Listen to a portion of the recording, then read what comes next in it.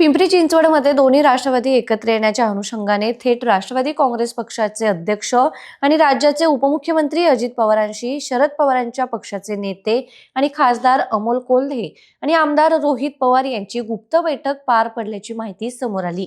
या बैठकीत जागा वाटपात काही जागांवर निर्णय झालेला तिढा कसा सोडवायचा, उमेदवार कोणत्या चिन्हावरती लढवायचे याबाबत चर्चा झाल्याची माहिती मिळाली। शरद पवारांच्या पक्षाने अमोल कोल्हे आणि रोहित पवारांवर पिंपरी चिंचवडची जबाबदारी टाकताच त्यांनी थेट अजित पवारांशी गुप्त बैठक घेतली असल्याची माहिती मिळाली।